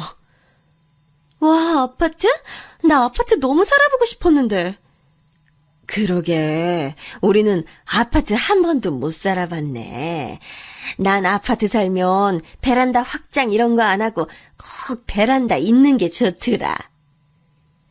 지금 이 자리에서 결혼에 대해 구체적으로 얘기하기는 어려워서 대충 둘러댄 얘기였는데 이야기의 흐름은 마치 지금 당장 제가 결혼을 하게 되면 아파트를 떡하니 준비할 수 있을 것처럼 흘러갔어요. 그리고 가장 중요한 건 마치 여자친구의 어머님까지도 함께 살게 될 것처럼 말씀하셨다는 겁니다. 그날 이후 저는 눈치를 살피다 여자친구에게 말을 돌려 넌지시 꺼냈습니다. 만약 우리가 결혼을 하게 되면 어디에 살고 싶은지에 대해서요. 자기랑 같이 사는 건데 난 어디든 좋지. 그래? 그럼 아파트가 꼭 아니더라도 괜찮아?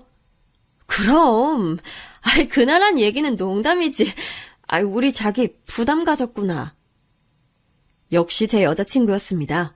다른 여자들처럼 서울에 30평대 아파트가 없으면 결혼 못한다며 헤어지자고 할 여자가 아니었죠.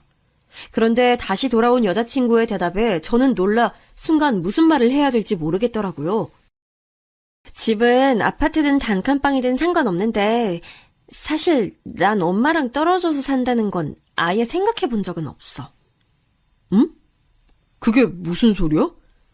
난 결혼해도 엄마랑 같이 살고 싶어. 아무리 그래도 결혼하면 당연히 독립해서 나와야지. 엄마는 나 없으면 많이 외로워하실 거야. 이 이야기는 도대체 무슨 뜻일까요? 30이 다 된 성인이 어머니와 떨어져서 산다는 걸 생각해 본 적이 없다니 말입니다. 저는 여자친구가 들어도 기분이 나쁘지 않을 말들을 골라 계속해서 생각해봤지만 도저히 떠오르질 않았습니다. 그날도 결국 속 시원한 얘기는 나누지 못한 채 마음이 찝찝한 상태로 돌아왔죠. 물론 여자친구와 어머니가 오랫동안 서로 의지를 하며 살아온 세월을 생각하면 아예 이해하지 못하는 것도 아니었습니다. 하지만 결혼을 해서 저와 함께 산다는 건 전혀 다른 문제였죠. 처가살이도 생각해 본 적이 없는데 제가 모시고 산다니 말입니다. 오랜만에 만난 대학 때 친구들에게 고민 비슷하게 말을 꺼냈는데 다들 노발대발 난리들이더군요. 이미 결혼을 한 친구들은 더 난리였습니다. 시집살이는 옛말이고 요즘은 장모님들이 아이를 봐주시는 일이 많다 보니 자주 서로의 집을 왕래하는 일이 많아지면서 장서 갈등이라는 말이 나올 정도로 심각한데 심지어 결혼함과 동시에 장모를 모시고 산다는 건 아주 신중히 생각해봐야 할 문제라고요. 듣고 보니 단순히 생각할 문제는 아니었습니다. 그리고 가장 중요한 건 저희 부모님께서 허락할 리 없는 문제였죠. 하지만 제가 너무도 사랑하는 여자친구에게 이런 제 마음을 어떻게 전달해야 할지 도무지 떠오르질 않았습니다. 그러던 와중에 할머니가 돌아가시게 되어 고향에 내려가게 됐는데 여자친구가 자신도 함께 내려가 도울 일이 있으면 돕겠다며 함께 가자고 하더라고요. 제 여자친구였지만 정말 천사나 다름없었습니다. 어떤 여자가 결혼도 하기 전에 그 먼 시골까지 내려가 어른들만 잔뜩 계신 곳에 가고 싶겠어요. 역시 제가 살아가는 사람이다 싶었죠. 할머니의 장례로 며칠 동안 정신이 없었는데도 저희 부모님께서는 처음 만난 제 여자친구가 마음에 드셨는지 슬픈 와중에도 여자친구를 챙기는데 여념이 없으셨습니다. 할머니도 보셨으면 너무 좋아하셨을 텐데. 엄마는 그렇게 시집살이를 하고도 할머니 돌아가신 게 슬퍼? 얘는? 당연하지. 너 행여나 아버지 앞에서 그런 소리 말어. 제 여자친구를 만나서 기쁜 마음이 크면서도 어머니는 할머니께 그 모습을 보여드리지 못해 아쉬워하셨는데 누나는 그런 어머니의 모습마저 마음에 들지 않았는지 돌아가신 할머니 영정 사진이 바로 눈앞에 버젓이 있는 앞에서도 투덜거렸습니다. 제가 좀 더 빨리 인사드리러 올 걸 그랬나 봐요. 저도 할머니 꼭 뵙고 싶었는데. 아이고, 얼굴만 예쁜 게 아니라 말도 예쁘게 하네. 제 여자친구는 정말이지 부족한 점이라고는 없는 여자였습니다. 그 좋은 대학에 좋은 직장까지 다니려면 내내 공부만 해도 시간이 모자랐을 텐데 어쩜 그렇게 나이도 어린 아가씨가 눈치도 빠르고 손도 야물딱지냐며 저희가 서울로 올라오고 나서도 저희 부모님께서는 입이 마르게 여자친구를 칭찬하셨습니다. 서울 깍쟁이라는 말도 다 틀린 말인가 보다. 그렇게 예쁘고 싹싹한 아가씨 절대 놓치면 안 돼. 결혼 비용 때문에 미루는 거면 걱정하지 말고 빨리 날짜부터 잡어. 아버지는 마음이 급하셨는지 집 사는데 필요한 돈은 어떻게든 도와줄 테니 후딱 식부터 올리라며 성하셨습니다. 아버지 말씀이 맞았습니다. 이런저런 고민이 있다고 해도 세상에 하나뿐인 제 사랑스러운 여자친구를 놓칠 순 없었죠. 뒷일이 어떻게 되든 한번 밀어붙여보자 싶었습니다. 저는 굳게 마음을 먹고 여자친구에게 프로포즈를 했습니다. 여자친구가 평소 좋아하던 식당을 빌려 노래도 부르고 미리 준비해둔 반지도 꺼내 손가락에 끼워주었죠. 프로포즈가 끝나고 감동의 여파가 아직 가라앉지 않은 분위기 속에 저는 달콤한 디저트를 먹으며 여자친구와 결혼에 대해 진지한 대화를 나눠봐야겠다고 생각했습니다. 저는 부모님께서 여자친구를 너무 마음에 들어 하신다는 말로 천천히 운을 뗐습니다.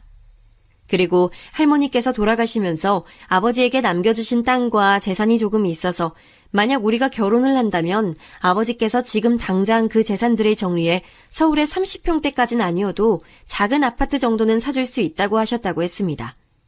그러자 여자친구는 제게 와락 안기며 저희 부모님께서 능력자라며 엄지손가락을 축혀 올리더니 어떻게 서울의 아파트까지 사주실 수 있냐고 엄청 좋아하더라고요.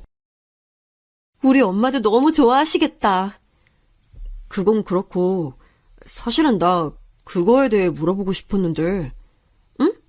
뭔데? 물어봐. 자기 어머님 말인데 혹시 우리가 결혼해서 자기가 나오게 되면 혼자 살기 힘드실까? 제 질문에 여자친구는 잠시 아무 말도 없이 가만히 저를 바라봤습니다. 그 잠깐의 정적이 흐르는 동안 저도 수많은 생각들이 스쳐 지나갔죠. 우리 엄마 조리원에서 3교대 근무라 새벽까지 나가시기도 하고 매일 아기 안고 일하시다 보니까 몸도 성한 데가 없어. 알지. 난 우리 엄마 일도 다 그만두고 내가 번 돈으로 호강하면서 나랑 오랫동안 같이 사는 게 꿈이야. 아, 그게 꿈이라고? 자기는 우리 엄마랑 같이 살기 싫구나. 아, 싫다기보다 그런 생각은 아직 해본 적이 없어서. 자기 어머님도 지금까지 시부모님 다 모시고 살았다며. 왜? 자기는 여자는 시부모님 모시는 건 당연하고 남자는 좀 그러면 안 된다고 생각하는 거야? 아니, 난 그런 게 아니라. 자신 때문에 평생을 희생하시며 사신 어머님을 버리고 자신만 좋은 집에서 행복하게 살 자신이 없다며 울먹이는 여자친구에게 저는 절대 버리는 게 아니다. 어머님 댁에서 멀지 않은 곳에 신혼집을 구하겠다고까지 얘기했지만 여자친구는 차라리 그럴 바에야 결혼을 하지 않는 게 더 낫답니다. 저에겐 정말이지 청천벽력 같은 소리였죠.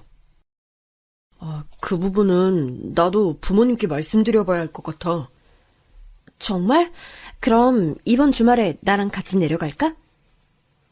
여자친구는 자신이 저희 부모님께 잘 말씀드리겠다고 함께 내려오겠다고 했지만 저는 그러고 싶지 않았습니다. 제 여자친구 앞에서는 당연히 저희 부모님께서도 솔직하게 말하지는 못하실 테니까요. 예비 장모님을 모시고 사는 걸 만약 부모님께서 반대하신다면 저는 어떻게든 설득해야 했으니 혼자 내려오는 것이 맞는다고 생각했습니다. 네 엄마가 평생을 시부모 모시고 사는 거 보니까 그게 좋아 보였니? 네가 처가살이를 하게? 저의 예상대로 부모님께서는 놀라 버럭 무슨 소리냐며 화부터 내셨습니다. 저희 누나는 어이가 없다는 듯 실소를 터뜨렸죠. 순간 저는 제가 죄인이 된 것만 같았습니다. 그런 부모님의 마음을 이해하지 못할 리 없었지만 하지만 어쩌겠습니까? 여자친구와 결혼을 못한다고 생각하면 눈앞이 깜깜해지는걸요. 그래서 저는 말을 좀 보태기로 했습니다. 여자친구 어머님이 좀 아프셔. 당뇨가 있으시긴 했지만 오랫동안 조리원에서 일하실 만큼 누군가의 도움이 필요하신 정도의 건강 상태는 분명 아니었습니다. 하지만 저에게도 뭔가 명분이 필요한 것 같아 가족들 앞에서는 거짓말을 하고야 말았죠. 조금 전까지만 해도 얼굴이 빨개지셔서 버럭하시던 저희 부모님께서는 할머니께서 당뇨 합병증으로 돌아가신 지 얼마 안 된 상태였으니 금세 걱정이 앞선 얼굴로 도대체 어머님께서 어느 정도 안 좋으신 거냐 물으시며 마음이 약해지신 것 같았습니다. 며느리도 자식인데 사돈이면 다 같은 가족이지. 라고 하시며 아버지께서 운을 떼시자 아버지보다도 더 반대하셨던 어머니께서는 아이고 내 팔자야를 연신 외치시며 방문을 세게 닫고 들어가 버리셨습니다. 저는 알 수 있었습니다. 저희 부모님께서도 시원스레 대답해 주시진 않았지만 암묵적인 허락을 받았다는 것을요. 철도 없이 저는 기뻤습니다. 한편으로는 앞으로 제가 이 큰일을 잘 감당할 수 있을까 걱정이 되기도 했지만요. 저와 여자친구는 우여곡절 끝에 결혼식을 올리게 됐습니다. 결혼식 날짜와 식장을 잡고 나니 정말 제가 결혼을 하는구나 실감이 나더군요. 그리고 저는 여자친구와 함께 회사에서 멀지 않은 곳에 아파트를 구하러 다녔습니다. 아무리 새 식구 살 집이라고 해도 장모님과 살게 되면 그래도 최소 20평대 평수는 돼야 할 것 같아 알아봤는데 알고는 있었지만 아파트 값이 장난이 아니더라고요. 지금 제가 살고 있는 전세금을 빼도 최소 3억 이상은 아버지에게 도움을 청해야 했죠. 그런 제 마음을 아는지 모르는지 여자친구는 집을 보러 다닐 때마다 엄마가 무조건 남향이어야 한다고 했다. 확장형은 안 된다.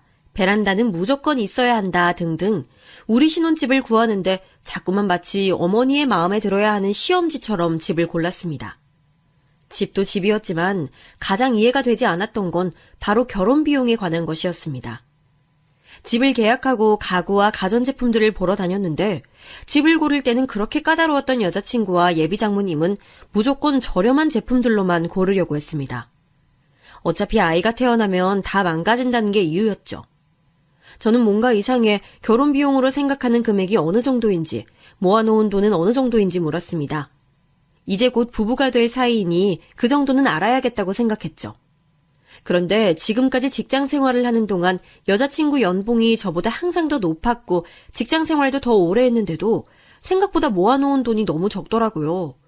저는 직장을 다니며 오롯이 모은 돈으로 전세금까지 2배로 올려 이사를 했는데 아내가 결혼 준비를 하겠다고 제시한 금액은 그 금액의 절반밖에 되지 않았습니다. 저는 그때까지만 해도 여자친구네가 집안 사정이 많이 안 좋았으니 학자금이나 제가 모르는 빚을 갚는 데 썼겠다 싶기도 했죠. 그런데 결혼식을 올리고 살림을 합치고 보니 그 이유를 바로 알 수 있었습니다. 신혼여행에 다녀와 집안 정리를 하다 보니 말도 안 되게 많은 명품 가방과 신발, 옷들이 가득했습니다. 물론 아내가 연애 때에도 옷이나 가방에 관심이 많다는 거야 알고 있었죠. 그런데 어머니가 가지고 계신 것들까지 합치니 방 하나가 가득 찼습니다. 저야 명품 같은 건 잘 몰랐지만 저 같은 사람이 언뜻 보기에도 다 고가의 물건 같았습니다. 와, 이거 다 명품이야? 우리 엄마 모임 많은 거 알잖아. 거기 같이 모임하시는 분들은 다들 검식 있고 남편이 다 잘 나가는 사람들이라 맨날 이런 거 메고 나온대잖아. 그래서 자기가 다 사들인 거야? 내가 사드린 것도 있고 여행 갔다 오면서 가짜도 많이 사드렸어. 아무리 저 많은 것 중에 가짜가 있다곤 해도 얼핏 개수만 세어보아도 저 돈이면 전에 살던 집에서 방 하나는 더 있는 집에 살 수도 있겠다 싶더군요. 제가 너무 계산적인 걸까요? 하지만 정말이지 이해가 되지 않았습니다. 결혼을 하고 모든 게 현실이 되자 이해가 되지 않는 것들은 한두 가지가 아니었습니다.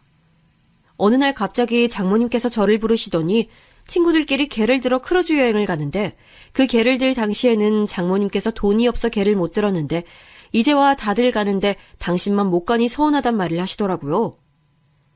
장모님, 출근도 하셔야 하는데 여행 가실 수 있겠어요?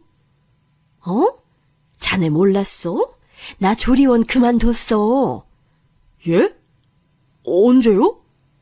우리 딸내미가 이제 일 그만두고 편하게 여행이나 좀 다니라던데. 저는 사실 좀 놀랐습니다. 건강이야 예전보다 많이 좋아지셨고 연세도 저희 부모님보다 훨씬 더 젊으신데 지금까지 잘 해오시던 일을 딸이 결혼 좀 했다고 해서 갑자기 그만두신다니요? 저는 찝찝한 마음을 애써 숨기고 크루즈 비용이 얼만지 물었죠. 500. 10일 동안이나 가는 건데 저렴하니 괜찮지?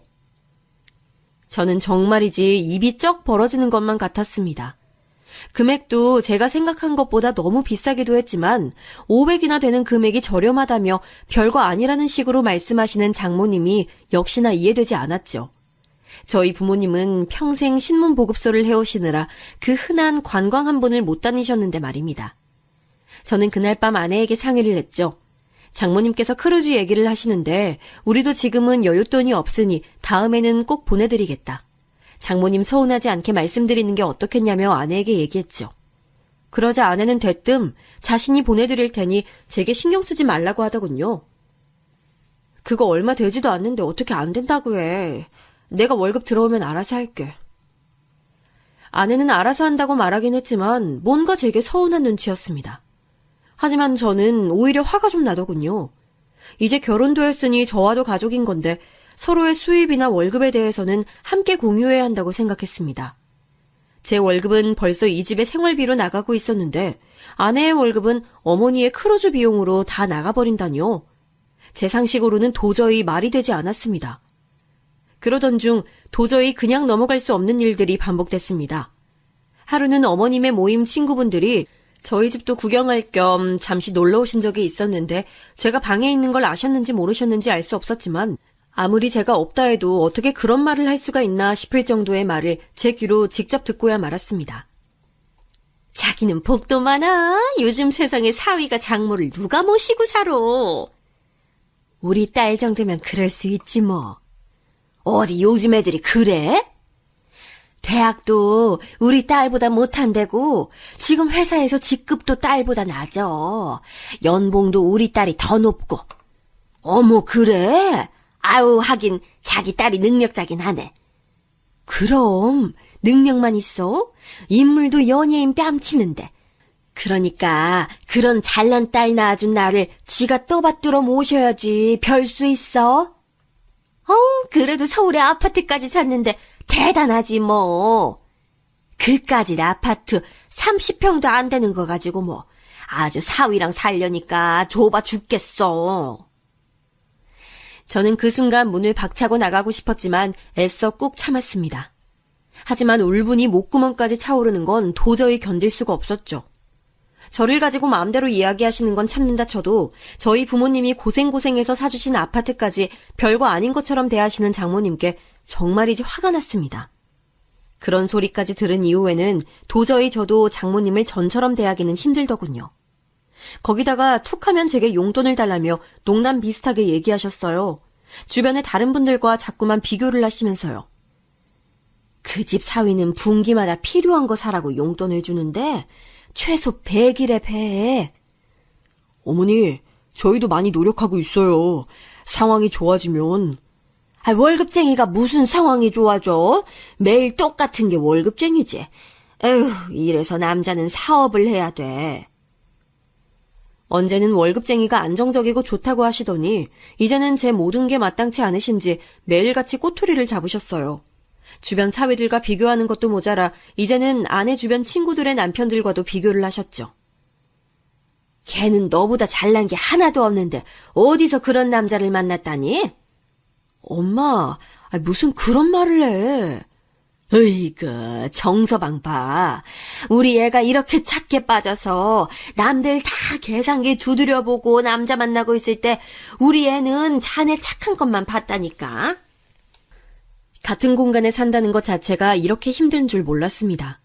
처음에는 제 눈치라도 좀 보시는 것 같더니만 시간이 좀 흐르자 할 말 안 할 말까지 구분할 줄 모르시더라고요. 하지만 사람 사는 게 어디 다 제 마음 같은가요? 아내와 저에게도 꿈만 같던 아이가 생기자 다른 것들은 생각할 겨를도 없이 행복하기만 하더군요. 제게는 때론 얄밉기도 한 장모님이기야 했지만 당신의 딸에게만큼은 언제나 진심인 분이셨죠. 입덧으로 아무것도 먹지도 제대로 자지도 못하는 딸을 위해 매일같이 직접 만든 음식에 매일 야근으로 바쁜 저를 대신해서 병원에도 같이 가주시고 매일 밤마다 마사지도 해주시더라고요. 그러다 안타깝게도 10주를 채 넘기지 못하고 아이를 먼저 보내게 됐는데 저는 도저히 회사에 출근할 엄두도 나질 않아 한 달을 넘게 무급휴가 신청을 냈습니다. 자네는 아무리 힘들어도 그렇지 가장이 돼서 자기 멋대로 무급휴가를 내는 게 말이 되나?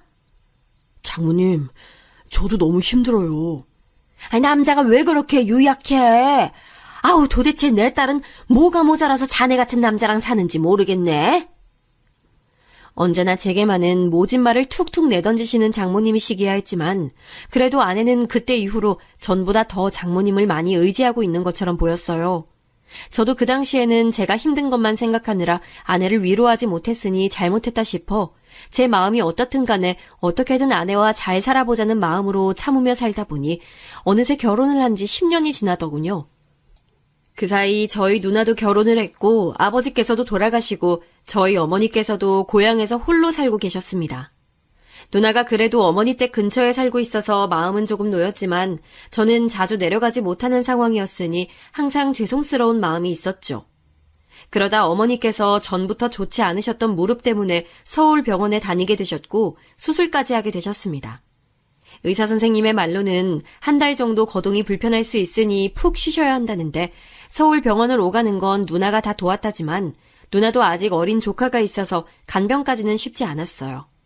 그래서 저도 고민을 하다가 이번에는 아내에게 솔직하게 말했습니다. 한 달만 어머니를 좀 저희 집에서 모시고 싶다고요. 나도 아들 노릇은 한번 해봐야지. 정서방, 생각이 있어? 애가 일하랴 살림하랴 매일 고생하는 거 안쓰럽지도 않어? 근데 거기다가 대고 시어머니 수발을 들라고? 장모님, 저희 어머니 수발은 제가... 됐네! 다신 그 얘긴 꺼내지도 말어! 저는 정말이지 더 이상은 참을 수가 없었습니다. 아니, 이제는 참을 이유조차 없는 것만 같았죠. 나 참을 만큼 참았어. 더 이상은 나도 장모님이랑은 못 살겠어. 뭐야, 그럼 이제 와서 우리 엄마 내쫓으라는 거야? 해도 너무하시잖아. 딱 한 달만이라는데 그게 안 돼? 설마 지금 우리 엄마 버리고 오빠 어머니 모시고 싶어서 이래? 그런 말 아닌 거 알잖아. 그리고 명색이 이 집 우리 어머니가 사주신 거잖아. 내가 장모님을 10년을 모셨는데 우리 엄마는 한 달도 같이 못 지낸다는 게 말이 된다고 생각해? 와, 자기 생색 장난 아니다. 그리고 나랑 결혼만 하면 아버지께서 사주신다고 하신 거잖아. 아니, 내가 너무 마음에 들고 놓치기 싫으니까 그러면 내 지분도 있는 거지. 정말이지 제가 사랑했던 그 여자가 맞는 건가 싶었습니다. 딸은 엄마를 닮는다는데 정말 아내도 장모님을 닮아가는 걸까요? 저는 덜컥 겁이 났습니다. 평생 이렇게 살 것만 같아서요. 정말 나도 지쳤어. 못 참아주겠다. 뭐? 우리 이혼하자. 이혼하자는 제 말 한마디에 눈물을 터뜨린 아내의 소리에 역시나 방으로 쫓아오신 장모님은 제게 별의별 욕을 퍼부어 대셨습니다.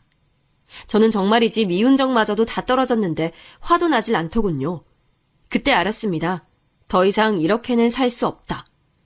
저는 목소리에 힘을 실어 장모님과 아내에게 차분하게 나가달라고 말했습니다. 제 말에 순순히 나갈 사람들이 아니었으니 저도 강하게 해야겠다 싶어 다음날 도어락 비번을 바꿔버렸죠. 그리고 이혼 서류도 아내의 사무실로 보냈습니다. 그러자 아내가 울며불며 제게 사정을 하더라고요. 지금 당장 돈도 한 푼도 없어 나갈 수도 없다고요. 어머님이랑은 절대 떨어져서 못 산다며. 잘난 당신 엄마랑 예전처럼 그 다 허물어져가는 월세집으로 돌아가면 되겠네. 제 선언에 아내도 그제야 실감이 나는지 똥줄이 타는 듯 보였습니다. 그날 저녁 문을 열어달라는 아내의 성화에 못 이겨 문을 열자 웬 아주머니와 찾아온 장모님의 행동은 정말이지 저 혼자만 보기엔 아까웠습니다. 아니, 이게 얼마짜린데 이걸 그거밖에 안 쳐줘? 좀 더 쳐줘. 알고 보니 장모님과 함께 온 사람들은 중고 명품을 사들이는 사람이었습니다. 이거 가짜잖아. 이런 거 팔다 걸리면 쇠고랑이야. 아유, 미치겠네. 이거 해봐야 월세방이 나오겠어? 이게 다 엄마 때문이잖아. 그러니까 엄마, 딸 이혼녀 만들기 싫으면 빨리 정서방한테 가서 빌어, 엄마. 빌긴 내가 왜 빌어? 네가 그 깡시골까지 따라가 봤더니 가족들이 다 순진하고 맹한 게 호구 잡기 딱이라며. 아, 이게 호구 맞아? 엄마가 촌구석 애들이 오히려 돈도 제법 있고 순진하다며. 이 두 사람의 실체를 차라리 몰랐으면 나았을까요? 정말이지 제가 지난 10년간 얼마나 바보짓을 하고 있었는지 알고 나니 기가 막히더라고요. 제 아내는 처음부터 제가 순진한 촌에서 자라 아무것도 모르는 시골 부모님의 경제적인 지원을 받고 있어 접근한 것이었습니다. 아이, 정서방, 뭘 그렇게까지 해? 정서방? 소름 끼치니까 다신 그렇게 부르지 마요. 우리가 10년이나 같이 산 세월이 있잖아. 10년? 말 잘했네. 처음부터 순진한 나랑 아무것도 모르는 우리 부모님 이용해서 당신들 팔자 고칠 생각으로 접근한 거 내가 다 정리해서 고소할 거니까 그렇게 알고 있어. 고소? 우리가 뭘 어쨌다고 고소를 해? 내 명의로 된 집에서 10년 동안 무전 취식한 거, 내 월급으로 매일같이 둘이 명품 사고 여행 다닌 것만 해도 증거가 수두룩이야. 무전 취식? 자네 말 다 했나? 앞으로는 당신들하고 한마디도 안 해. 앞으로는 내 변호사랑 얘기하게 될 거야. 저는 통쾌하면서도 정말이지 씁쓸했습니다. 장모님의 말대로 제가 이런 사람들과 자그마치 10년을 살았다니요. 아주 오랫동안 생각한 적 없었지만 알고 보니 저희 어머님도 아파트에서는 살아본 적이 없으셨습니다. 명품백도 가져본 적 없으셨죠. 이제 더는 미련도 미움도 없었습니다. 앞으로 남은 시간은 이 집에서 저희 어머님과 행복하게 살아볼 거니까요.